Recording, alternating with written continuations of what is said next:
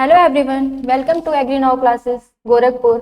जैसा कि आप लोग जानते हैं, हमारे YouTube channel Agri Now Classes पे अरुण कात्यायन की volume first and second series launch की जा रही है, जिसमें subject wise and topic wise आपके सारे डाउट्स क्लियर किए जाएंगे, जो आपके आने वाले एग्जाम्स के लिए बहुत ही इम्पोर्टेंट होंगे।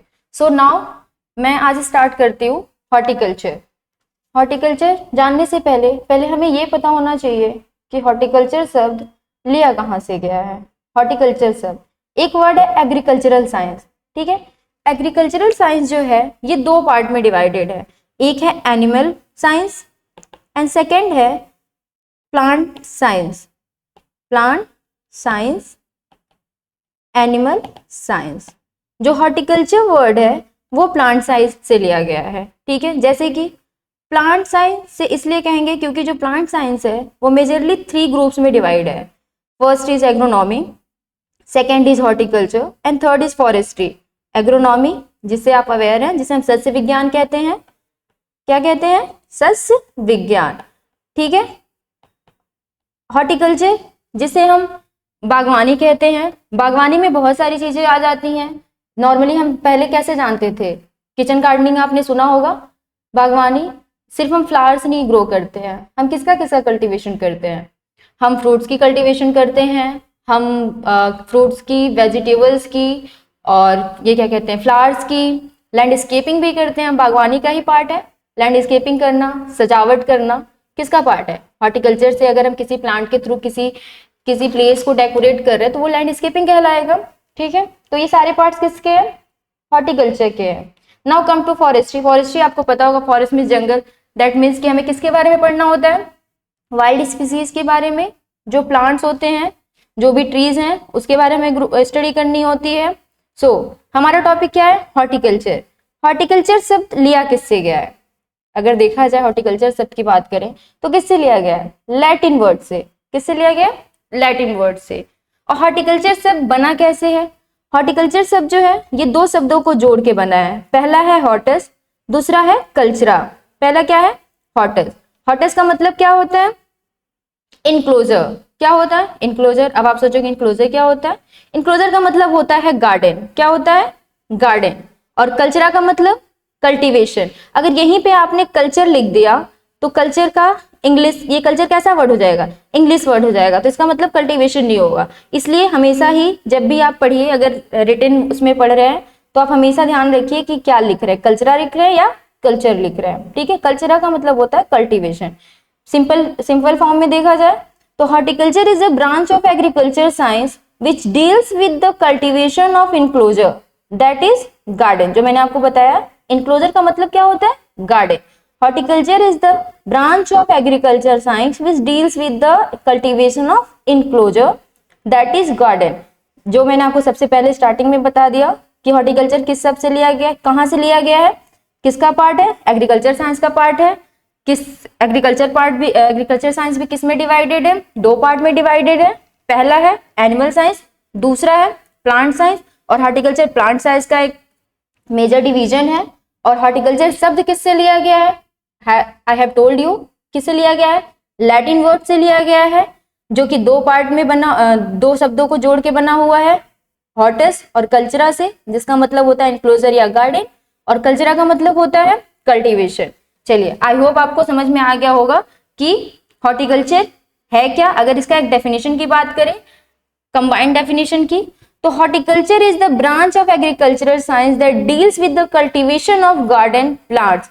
This comprehensive guide explore the meaning, branches, classification and nutritional importance of horticulture crop। किसके बारे में बता रहा है? न्यूट्रिशनल इंपॉर्टेंस के बारे में, ब्रांचेस के बारे में, क्लासिफिकेशन के बारे में, जो कि हम फर्दर क्लासेस में कवर करेंगे। आगे अभी हम कंटिन्यू करते हैं। चलिए, आपको पता चल गया हॉर्टिकल्चर क्या होता है, ठीक है। अब हॉर्टिकल्चर के कुछ फीचर्स होते हैं। क्या होते हैं? फीचर्स होते हैं। फीचर्स क्या क्या हो सकते हैं? फीचर्स मींस क्या होता है? विशेषताएं। क्या क्या हो सकती हैं विशेषताएं अगर फीचर्स की बात करें तो, जिससे आप समझ पाएंगे। इजीएस्ट लैंग्वेज में हम बताने की कोशिश करेंगे। जैसा कि फीचर्स की बात करें अगर, तो पहला फीचर्स है उसका, पहला फीचर्स क्या है? Highly perishable. क्या है? Highly perishable, highly perishable, highly perishable, ठीक है। आई होप स्पेलिंग, एक सेकेंड, हाईली पेरिशेबल, ठीक है, पेरिशेबल, ठीक है। अब पेरिशेबल का मतलब आप क्या समझते हैं? पेरिशेबल वर्ड जो है इससे आप क्या समझते हैं? जैसे कि हम अगर नॉर्मल लैंग्वेज में देखें, गलना या सड़ना, क्या होता है? गलना या सड़ना। जैसे कि अगर हम कोई भी फ्रूट या वेजिटेबल्स कुछ भी हम हार्वेस्ट करके लाते हैं, अगर हम अपने घर में रखते हैं, ठीक है, अगर हमारे पास तो रेफ्रिजरेटर है तो हमें कोई प्रॉब्लम नहीं होगी। हम अगर 2 दिन उसकी लाइफ स्पेन है या 3 दिन है तो हम उसे 5 दिन तक मतलब प्रिजर्व कर सकते हैं।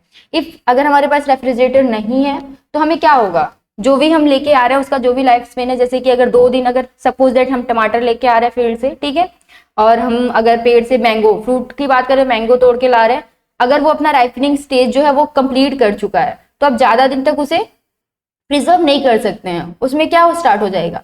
सड़ना या गलना स्टार्ट हो जाएगा, ठीक है। ऐसे ही टमाटर के साथ भी है।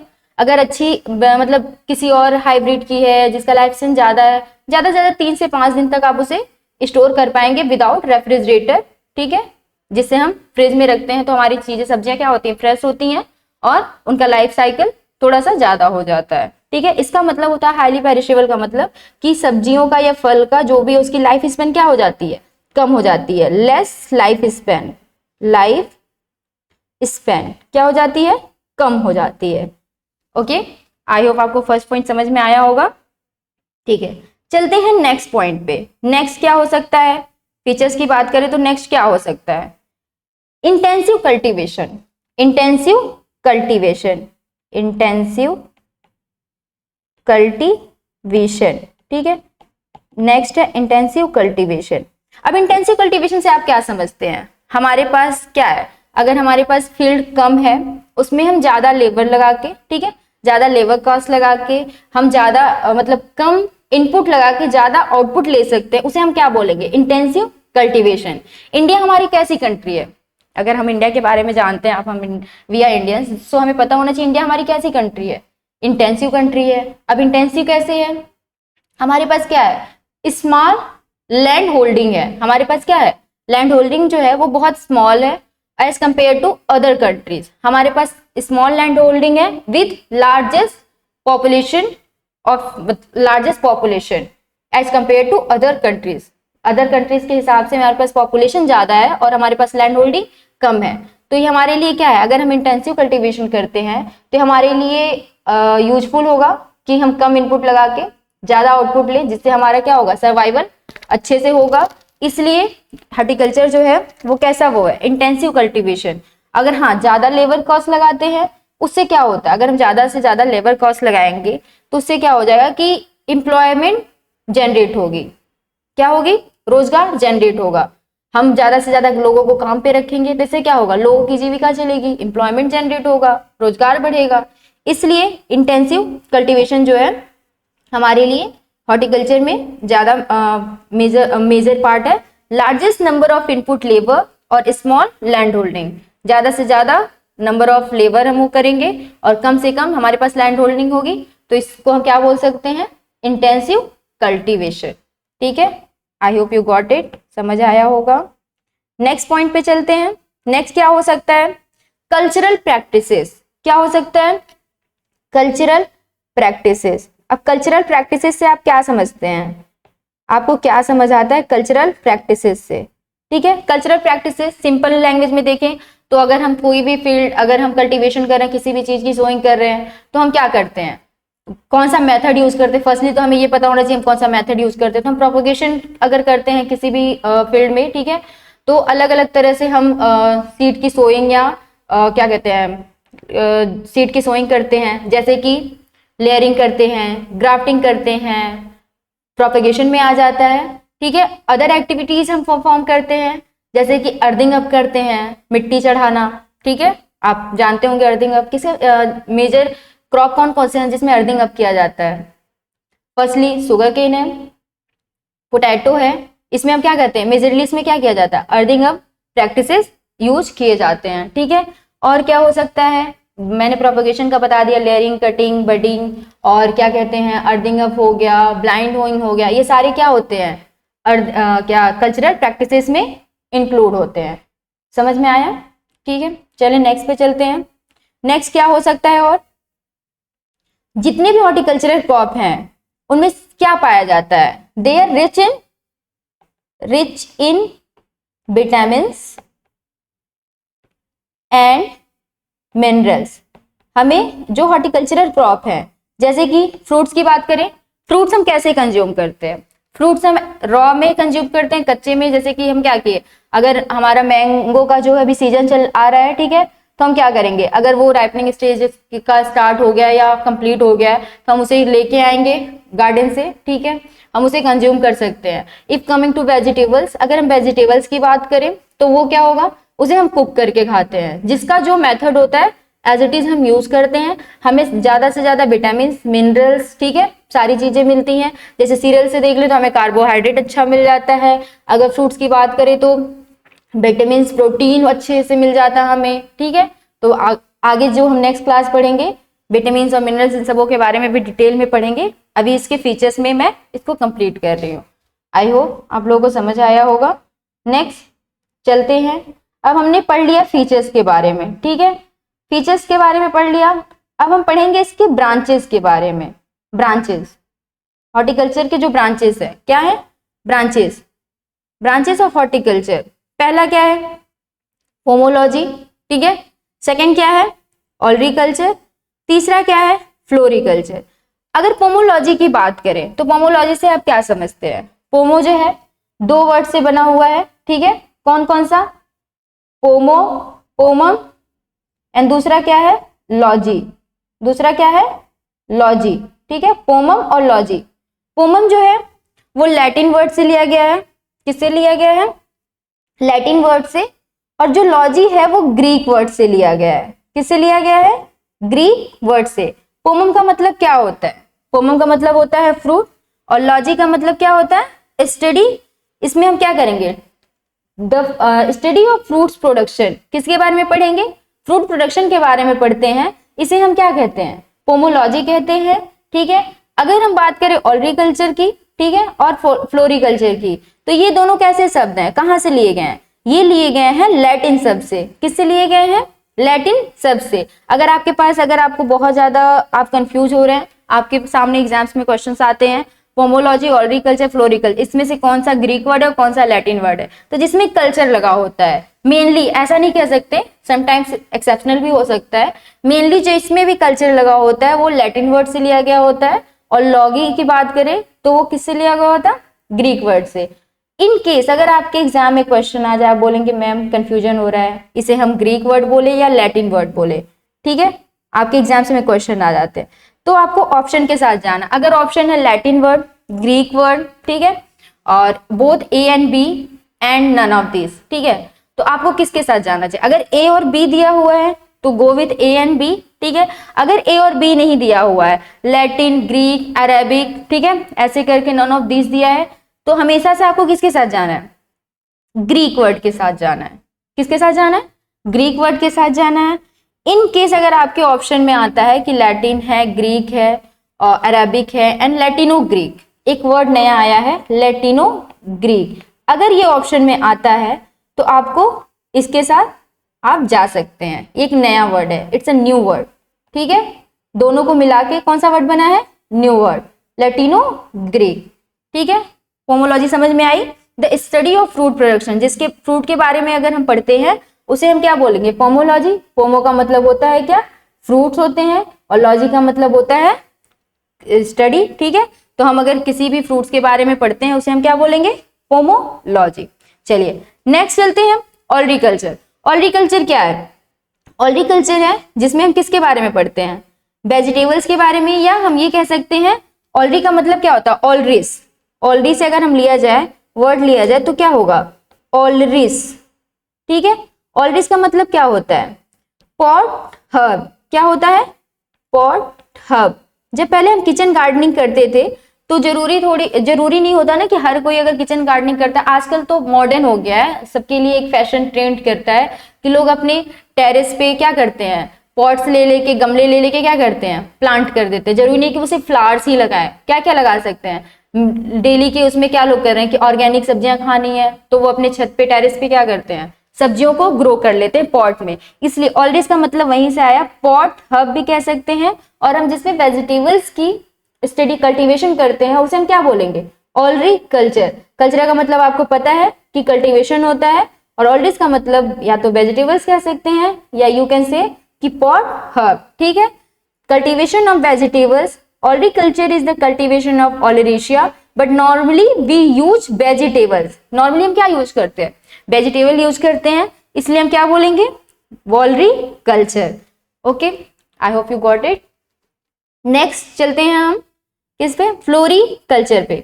फ्लोरी कल्चर क्या होता है, फ्लोरी मतलब क्या होता है, फ्लावर। क्या होता है, फ्लावर। फ्लोरी से आप समझ जाएंगे क्या होता है, फ्लावर्स। ठीक है, प्रोडक्शन, कल्चर का मतलब आपको पता है, कल्चर का मतलब क्या होता है, कल्टीवेशन। अगर कल्चर लिखा होगा, अगर दोनों वर्ड को हम ब्रेक करें तो हम क्या लिखेंगे, flori, flowers, and cultura means cultivation. ठीक है, तो क्या होगा, production and maintenance of flowering and foliage plants for ornamental as well as domestic purpose. किसके लिए क्या करते हैं हम, या हम जो भी फ्लावरिंग कर रहे हैं वो किसके लिए कर रहे हैं, ऑर्नामेंटल, सजावट के लिए, या हम अपने डोमेस्टिक पर्पज के लिए यूज कर रहे हैं, हम उसे क्या बोलेंगे, फ्लोरी कल्चर बोलेंगे। क्या बोलेंगे, फ्लोरी कल्चर बोलेंगे। जिसमें हम फ्लावर्स को उसका प्रोडक्शन करने में, उसे रखने में, संभालने, उसके मेंटेनेंस देखने में, कैसे हम ग्रो कर रहे हैं, कैसे उसका कल्टीवेशन कर रहे हैं, कैसे उसकी हार्वेस्टिंग कर रहे हैं, कैसे हम उसे यूज कर रहे हैं ऑर्नामेंटल पर्पज के लिए, कमर्शियल लेवल पे यूज कर रहे हैं, या हम उसके डोमेस्टिक पर्पज के लिए यूज कर रहे हैं, वो सारी चीजें क्या किस में आ जाएंगी, फ्लोरी कल्चर में आ जाएंगे। आई होप आप लोगों को यहाँ तक समझ में आया होगा। चलिए नेक्स्ट क्या है, फ्रूट्स एंड वेजिटेबल प्रिजर्वेशन। किसके बारे में है, fruits and vegetable preservation. Okay, now fruits and vegetable preservation क्या है, फ्रूट्स मतलब फल, वेजिटेबल मतलब सब्जियां, प्रिजर्वेशन मतलब क्या, संरक्षण करना। क्या करना, संरक्षण करना, बचा के रखना कह सकते हैं। Deals with different principles and method of preservation such as jam, jelly, pickles. जैसे कि आप लोग भी जानते हैं फ्रूट्स का हम क्या क्या कर सकते हैं, जैम बना सकते हैं, जेली बना सकते हैं, और हम वेजिटेबल्स के भी क्या कर सकते हैं, डिफरेंट काइंड ऑफ प्रोडक्ट्स जो है हम बना के उसे होममेड तरीके से भी और कॉमर्शियल मेथड से भी हम उसे बना के प्रिजर्व कर सकते हैं। जो चीजें हमें ऑफ सीजन में नहीं मिलती हैं उन्हें हम यूज कर सकते हैं।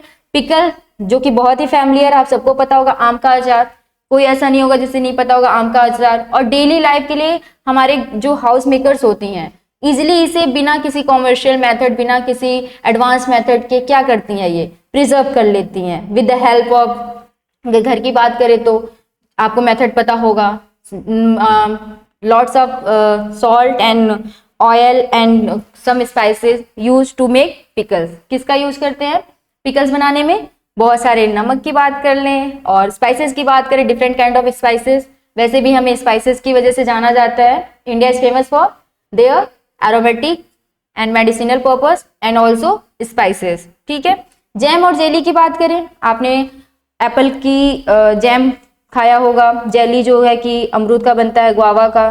ठीक है, ये सारी चीजें, ये सारा मेथड जो है हम आगे की क्लास में अच्छे से कवर करेंगे और डीपली इसके बारे में हम पढ़ाई करेंगे। ठीक है, लैंडस्केपिंग क्या होता है, लैंडस्केपिंग जो मैंने बताया कि किसका पार्ट है, बागवानी का ही पार्ट है, सजावट के पर्पज से कि हम अगर लैंडस्केपिंग कर रहे हैं। ठीक है, जैसे कि application of gardening forms, method and materials to improve the landscape.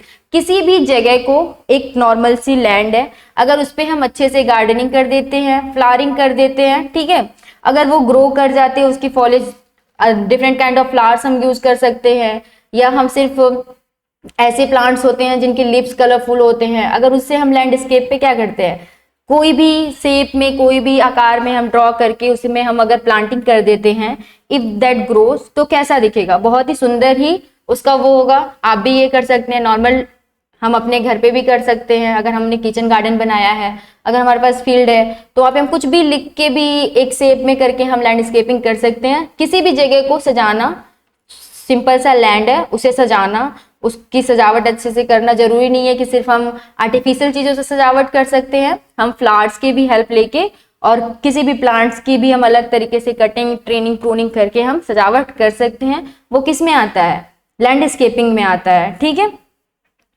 Come to the spices and plantation. Spices मसाले, प्लांटेशन जो कि पेरिनियल क्रॉप्स होते हैं, जैसे कि कोकोनट आपने देखा होगा कैसी क्रॉप है, पेरिनियल है, और उसे हम प्लांटेशन क्रॉप भी कहते हैं। ठीक है, स्पाइसेस मतलब मसाला, जिसमें हम क्या करते हैं, science of production of spices and plantation, हम मसाले और प्लांटेशन क्रॉप के बारे में जिसमें पढ़ेंगे उसे हम क्या बोलेंगे, spices and plantation. Post harvest technology क्या होता है? PHT, any method which prolongs और enhance the life span after harvesting. किसी भी चीज को हार्वेस्ट करने के बाद उसको हम ज्यादा से ज्यादा समय तक रख सकते हैं, प्रिजर्व कर सकते हैं, उसे हम क्या कहते हैं? Post harvest technology. क्या कहते हैं? Post harvest technology. चलिए, यहां तक आप लोगों को आई होप समझ में आया होगा। अगर आप लोगों को कोई भी दिक्कत है, कोई भी प्रॉब्लम है, तो आप हमारे हेल्पलाइन नंबर पे कॉल करके अपने कोई भी डाउट्स को क्लियर कर सकते हैं। अगर आपको ऑफलाइन पढ़ाई करनी है एग्री नाउ क्लासेस गोरखपुर में, जो कि यहाँ पे खुल चुका है, तो आप हमारे हेल्पलाइन नंबर पे कॉल करके पूछ के यहाँ पे आ सकते हैं, जो कि सिविल लाइंस गोरखपुर में है। ठीक है, हमारा कॉन्टेक्ट नंबर है 8400861867। ठीक है, आपकी कोई भी क्वेरी होगी वो हम यहाँ पे लुकआउट करेंगे, तो आप हमारे ब्रांच पे भी विजिट कर सकते हैं, जो कि गोरखपुर सिविल लाइंस गोलघर में है। ठीक है, thank you for today. I hope आप लोगों को समझ आया होगा। मिलते हैं नेक्स्ट क्लास में। Thank you for